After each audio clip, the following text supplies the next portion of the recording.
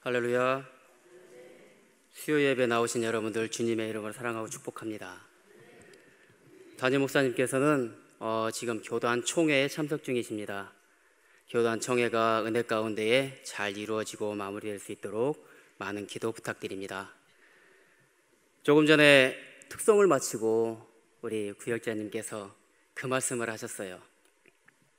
연로하신 분들이 많으신데 이분들의 기도로 우리가 이렇게 살아가고 있다는 말이 가슴을 울립니다. 우리는 믿음의 선조들의 발자취를 따라 그 믿음을 배우고 그 믿음을 계승하며 또한 더 발전시키기 위해서 노력하며 나아가죠. 예전에 오래전에 계셨던 분들, 또 지금은 연세 드셔서 많이 힘이 붙이고 어려우신 분들이지만 그분들의 기도로, 우리 부모님들의 기도로, 믿음의 선배들의 기도로, 그 헌신으로 지금의 교회가 세워지고 또한 더욱더 발전해 나갈 수 있는 거 아니겠습니까? 또한 믿음의 후배였던 우리가 이제는 믿음의 선배 자리에 올라가고 있습니다.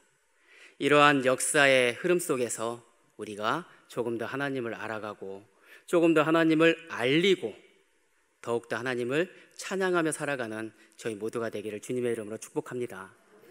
매주 수요일 담임 목사님께서는 신명기에 대해서 강해해 주십니다. 신명기는 광야 40년의 긴 여정을 마치고 마침내 가나안이 보이는 모압 평지에 모여 그 지난 일의 긴 시간들을 회상하면서 하나님의 율법을 다시 한번 재조명하며 후배들에게 가르치는 모세의 설교입니다.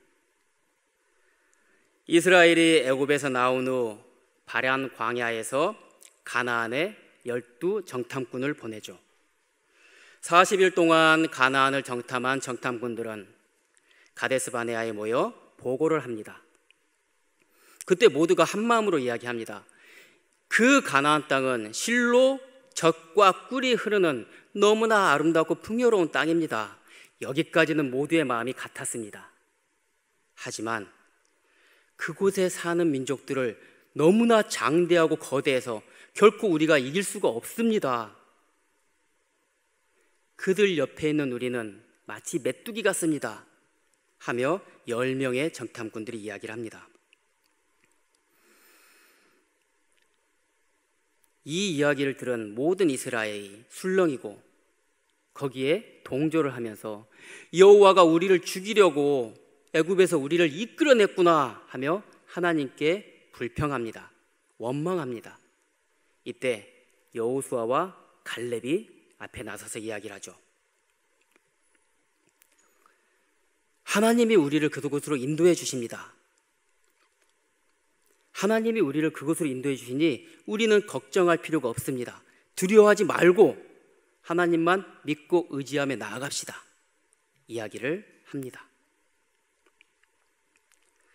이 신명기를 이야기하는 이유는 바로 조금 전에 말씀드린 것처럼 우리의 역사를, 우리의 흐름을 알아보자는 것입니다.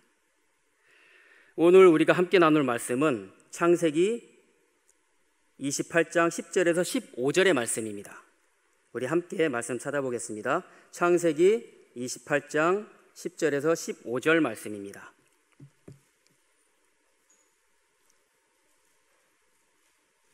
자, 함께 교독하겠습니다. 야곱이 브엘세바에서 떠나 하란에서 향하여 가더니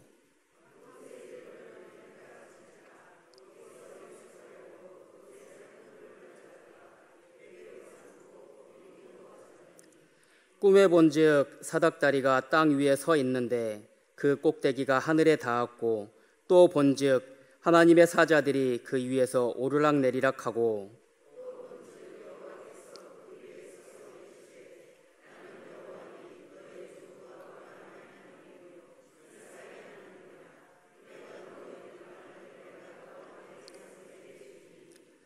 내 자손이 땅의 티끌같이 되어 내가 서쪽과 동쪽과 북쪽과 남쪽으로 퍼져나갈지며 땅의 모든 족속이 너와 내 자손으로 말미암아 복을 받으리라.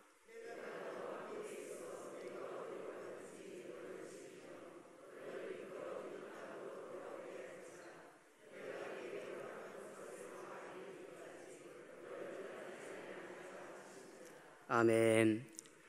오늘은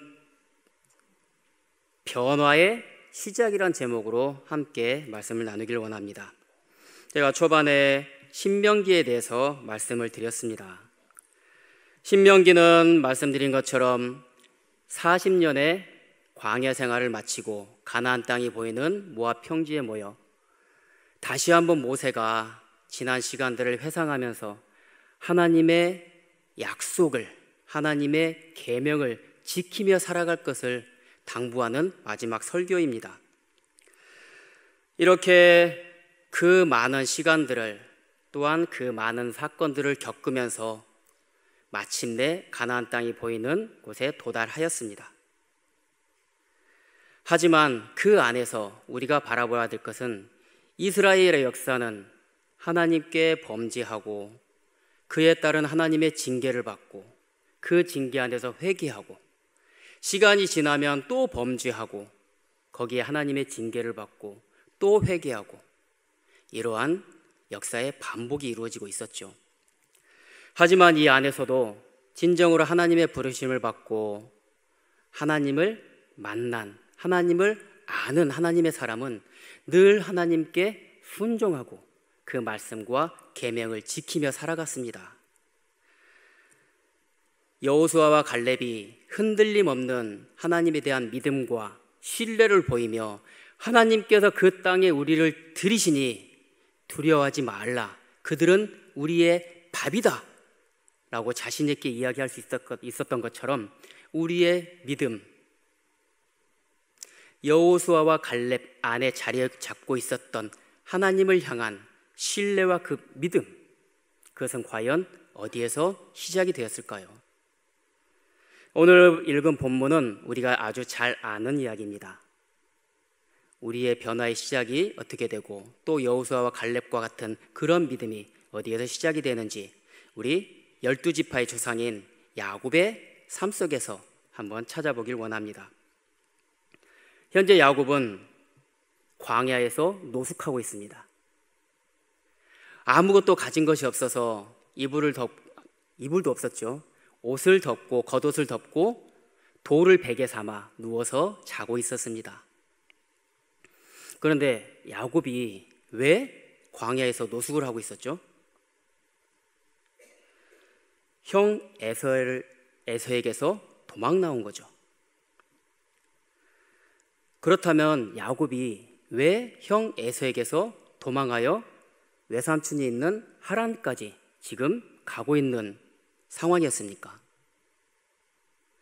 그것은 형 에서의 장자권을 훔쳤기 때문입니다. 팥죽 한 그릇에 형 에서의 장자권을 샀습니다.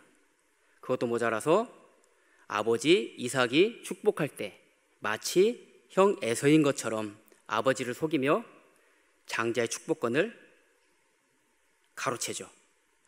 이 사건으로 인해서 에서는 내가 반드시 야곱을 죽이고야 말겠다 하며 다짐을 하죠.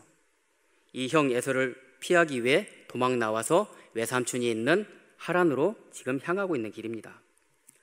고대 중동 지방에서는 일반적으로 장자에게 아주 특별한 축복권이 주어집니다. 장자는 아버지의 유업을 갑절이나 더 받을 수 있었고 또 아버지로부터 특별한 축복을 받습니다. 그리고 가족을 지휘하는, 지도하는 그러한 위치에 서게 되죠. 이런 장자권을 훔쳐서 야곱은 도망하고 있는 겁니다. 절도범의 신세로 도망하고 있는 거죠. 하지만 야곱이 생각하지 못한 아주 중요한 것이 한 가지 있었습니다. 아마 여러분들도 다들 생각하고 계실 것입니다. 그 복이 누구에게서 나오는 겁니까? 그것은 모든 축복은 바로 하나님에게서 나온다는 것을 야곱은 생각하지 못했습니다. 자신의 힘으로 얻는 것이 아니라 하나님의 은혜로 받아 누리는 것이라는 것을 야곱은 모르고 있었던 거죠. 에서와 야곱이 쌍둥이로 태어날 때 하나님은 이미 야곱에게 약속하셨습니다. 큰 자가 작은 자를 섬길 것이라 이미 하나님은 말씀하셨죠.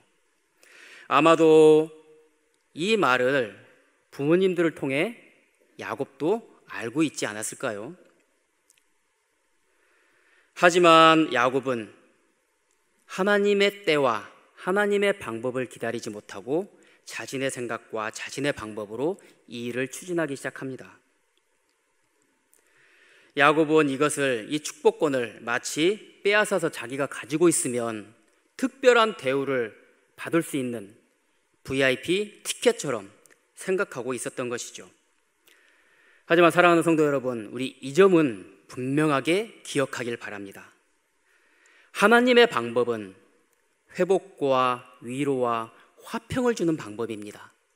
하지만 사람의 방법은 결국은 다툼과 분쟁을 일으키고 맙니다. 하나님의 방법을 인정하고 또한 하나님의 때를 기다릴 줄 아는 저희 모두가 되기를 주님의 이름으로 축복합니다.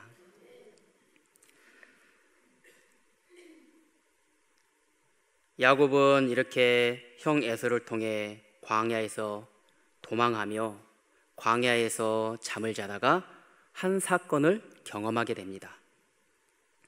돌 베개를 베고 자던 중에 환상을 보게 되죠. 천사가 사다리를 타고 오르락내리락 하는 모습을 보게 됩니다. 그리고 또한 조상 아브라함에게 약속하셨던 그 언약의 계승자로 이 야곱을 인정하시면서 땅을 주겠다는 약속과 함께 모든 후손들을 창대하게 번성시키리라는 그 약속을 다시 한번 야곱에게 재수여해 주십니다. 아주 엄청난 사건을 경험하게 되죠. 이러한 환상을 경험한 야곱은 그 자리에 무릎 꿇고 하나님께 신앙 고백합니다. 하나님이 이곳에 계셨거늘 내가 알지 못했습니다 하며 고백합니다. 그리고 베개로 삼았던 돌을 세워 그곳에 기름을 붓고 이곳을 베델이라고 칭합니다. 그리고 서원합니다. 나에게 먹을 떡과 입을 옷과 입을 옷을 주시고 또 아버지 집으로 편안하게 돌아가게 해주시면 여호와가 나의 하나님이 될 것입니다 하며 서원합니다. 그리고 또한 모든 소득의 10의 1을 하나님께 드릴 것을 또 서원하게 되죠. 하지만 여기에서 우리가 한 가지를 발견할 수 있습니다. 야곱이 하나님 앞에 서원했던 내용들 들어본 것 같지 않습니까? 바로 본문 15절에서 하나님께서 말씀하신 내용입니다. 본문 15절에 따르면 내가 너와 함께 있을 것이다. 네가 어디를 가든지 내가 너희를 지켜줄 것이고 너를 이끌어 이 땅으로 편안하게 안전하게 돌아오게 해줄 것이다.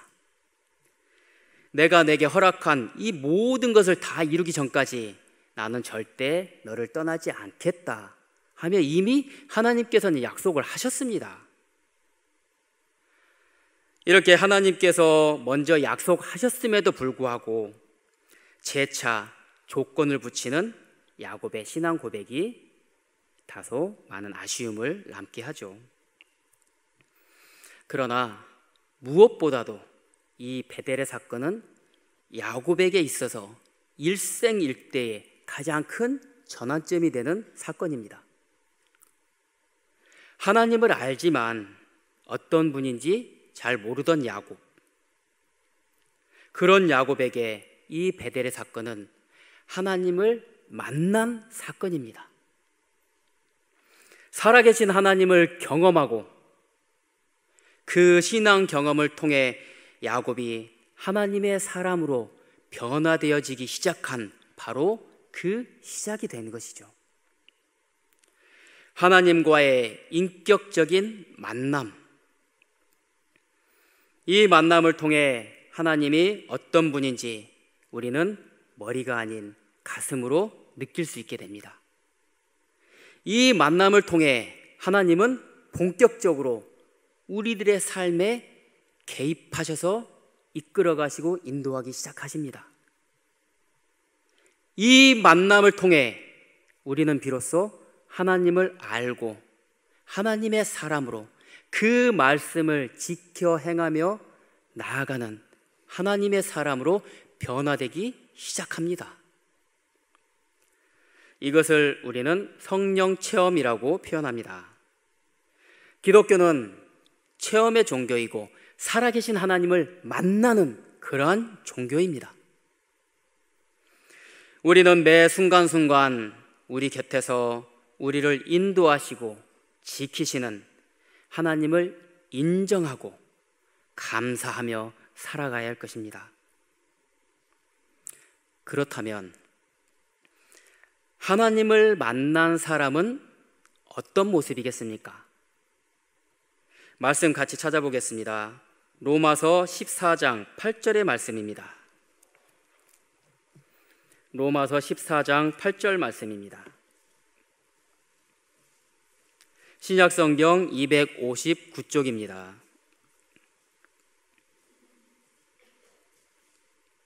로마서 14장 8절 말씀 함께 봉독합니다. 우리가 살아도 주를 위하여 살고 죽어도 주를 위하여 죽나니 그러므로 사나 죽으나 우리가 주의 것이로다. 아멘. 하나님을 만난 사람은, 하나님의 부르심을 입은 사람은 전적으로 하나님을 신뢰하며 하나님을 위해 살아갑니다. 이것이 하나님의 사람의 모습입니다. 예수 그리스도를 부인하며 예수 믿는 사람들을 핍박하며 살아가던 사울이 예수님을 만난 후 모든 이들에게 고백합니다.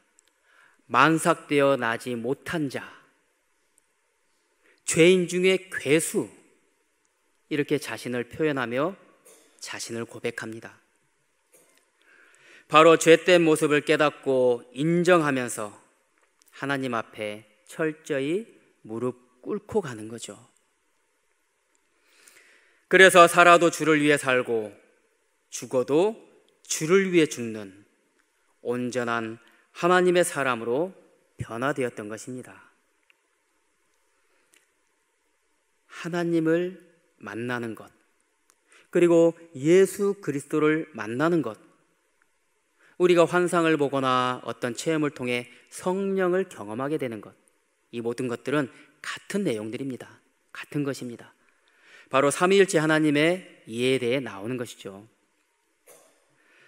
하나님과의 만남은 우리가 하나님을 만나는 것이 아니라 결국 하나님께서 우리를 만나주시는 겁니다. 그렇다면 우리가 할 수 있는 게 없는 걸까요? 하나님은 언제든 우리를 만나실 준비가 되어 있습니다. 이걸 믿으십니까? 아멘. 그렇다면 우리는 하나님을 어떻게 만날 수 있을까요? 함께 또 말씀 찾아보겠습니다. 요한복음 5장 39절의 말씀입니다. 요한복음 5장 39절입니다. 신약성경 152쪽입니다.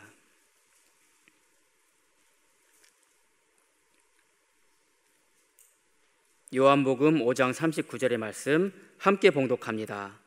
너희가 성경에서 영생을 얻은 줄 생각하고 성경을 연구하거니와 이 성경은 곧 내게 대하여 증언하는 것이니라. 아멘.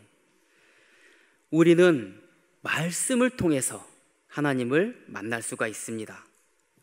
유대인들은 성경을 통해서 영생을 얻으리라 생각하고 성경을 연구했습니다. 하지만 결국 성경은 하나님이 어떠한 분인지, 예수님이 어떠한 분인지를 우리에게 가르쳐주고 계십니다. 하나님을 만난다는 것은 곧 이 말씀을 통해서 우리가 하나님을 알고 만날 수 있습니다. 또 하나님을 만날 수 있는 방법이 있습니다. 우리 말씀 또 찾아보겠습니다. 잠언 8장 17절의 말씀입니다.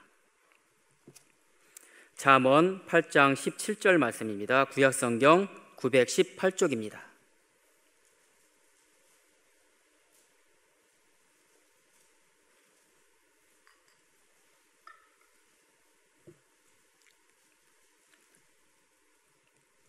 잠언 8장 17절의 말씀 우리 함께 봉독합니다. 나를 사랑하는 자들이 입으며 나를 간절히 찾는 자가 나를 만날 것이니라. 아멘. 하나님을 만나고자 하는 간절한 마음으로 구하고 기도하면 하나님은 만나 주십니다.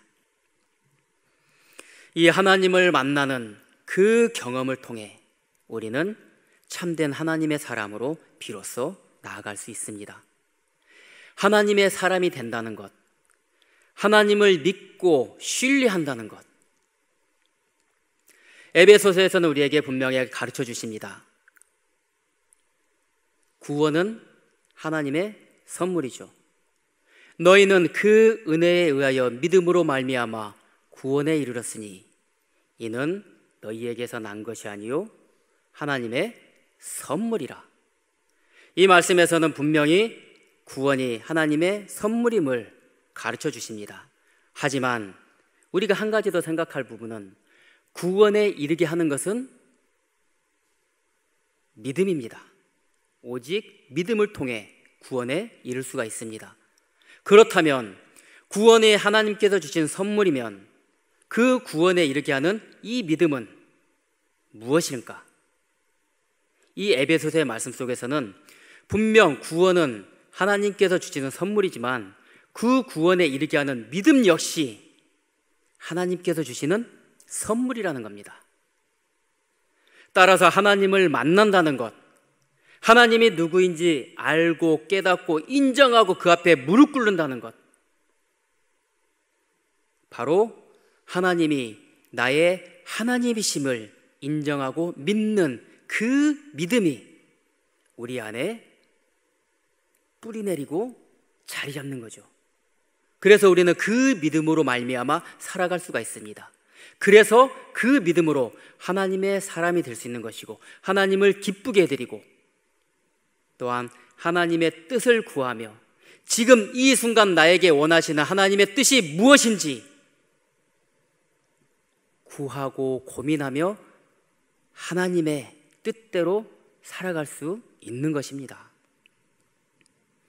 하나님께 늘 그 믿음을 구하고 하나님을 만나도록 하나님 만나주세요 하며 끊임없이 구하고 기도하는 저희 모두가 되기를 축복합니다. 하나님을 간절히 찾기 바랍니다. 이런 하나님과의 만남은 우리를 하나님의 사람으로 변화시킵니다.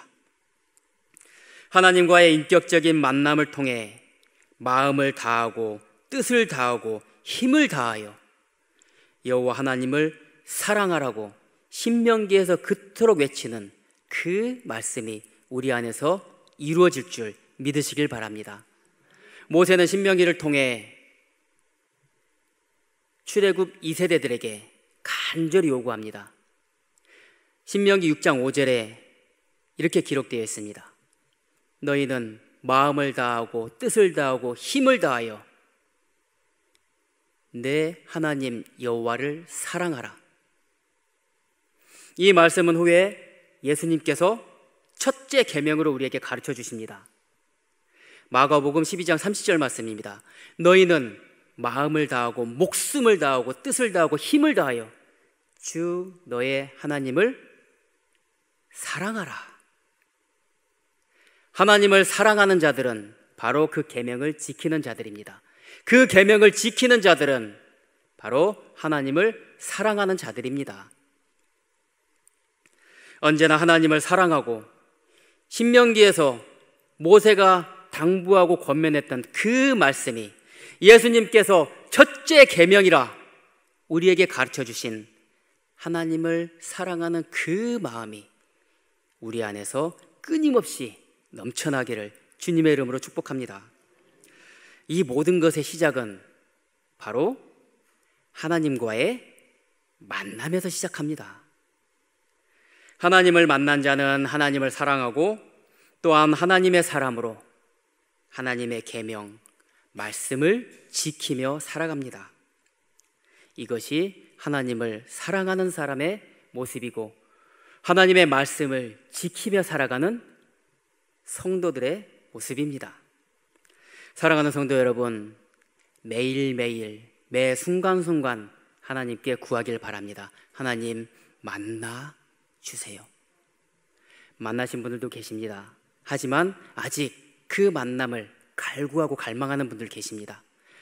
하나님과의 만남이 이루어지기를 축복합니다. 또한 그 만남이 한 번의 만남으로 끝나는 것이 아니라 매일매일 하나님과 동행하는 발걸음과 삶 속에서 여러분들의 삶을 통해 예수 그리스도의 아름다운 복음이 모든 이웃들과 세상에 전파되어지고 그 전파되어진 아름다운 복음이 뿌리 내리고 열매 맺으며 하나님의 마음을 기쁘게 해드리고 시원하게 해드리는 모든 성도님들 되시기를 주님의 이름으로 축복합니다.